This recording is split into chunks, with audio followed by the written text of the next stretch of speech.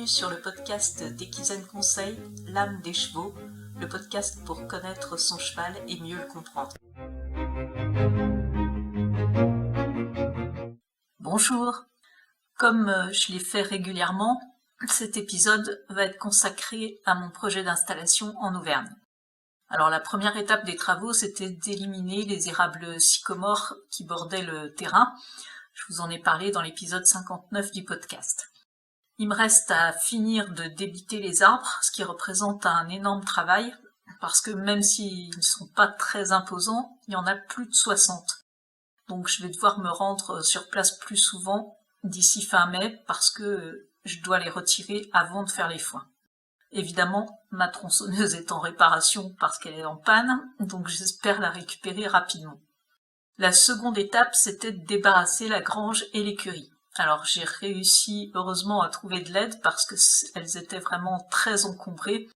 Elles sont maintenant vides, propres pour la suite. Je ne vais pas pouvoir utiliser l'écurie pour y héberger les chevaux parce que la hauteur sous les poutres est seulement de 2,20 m. C'était une écurie qui accueillait avant des vaches. Évidemment, la problématique n'est pas la même avec les chevaux. Il faut au minimum une hauteur de 2,70 m pour leur confort. Donc cet espace, il pourra servir de sellerie, de lieu de stockage du matériel et des aliments. Un agriculteur voisin va venir faire le foin sur la parcelle qui va servir plus tard de paddock. Donc j'aurai un peu de stock d'avance. Le foin va être mis en bottes de 25 kg par paquet de 14 bottes, ce qui est plus simple pour moi que les round-balls, étant donné que je ne suis pas équipée pour les manipuler. Les 3500 m² du futur paddock devraient me permettre de récolter environ 1 tonne de foin pour démarrer l'hiver prochain. Je vais pouvoir le stocker dans la grange et dès que les foins seront faits, je pourrai mettre en place la clôture. Alors j'ai trouvé aussi de l'aide pour planter les piquets en châtaignier, mais ensuite il va falloir visser tous les isolateurs, installer les 3 rangées de rubans. Les poteaux vont être espacés de 3 mètres et j'ai choisi un ruban de 4 cm de largeur comme dans mon installation actuelle.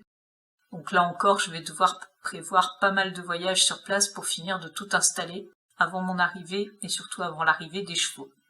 Je vais également installer un électrificateur sur secteur pour alimenter la clôture. Concernant les 2 prés qui sont situés en contrebas, ils sont clôturés avec du barbelé qui est noyé dans une haie, mais il est apparent par endroits.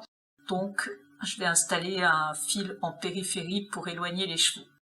Il faut également que je recrée des accès sur ces prés parce qu'ils ont été condamnés il y a près de 30 ans. Il faudra installer des portes. Je pense également diviser ces parcelles, qui représentent près de 2 hectares au total, pour faire du pâturage tournant. Je m'occuperai de l'aménagement une fois installé sur place. Le paddock sera suffisant dans un premier temps. Les chevaux, de toute façon, vont y passer l'hiver pour préserver les prés. Il faudra également installer, bien sûr, un abreuvoir, un râtelier. Je vais pouvoir récupérer les 15 m² de dalles de stabilisation que j'utilise actuellement pour les réimplanter devant le futur râtelier. Je vous en parlerai prochainement, ainsi que du choix de l'abri. Vous pouvez retrouver ces premières étapes d'aménagement en vidéo sur ma chaîne YouTube. Et comme d'habitude, si vous voulez en savoir plus sur les formations en ligne Equizen Conseil, vous pouvez me contacter par téléphone ou par mail, mes coordonnées sont en description. On se retrouve dans une semaine pour un nouvel épisode. Belle semaine à tous.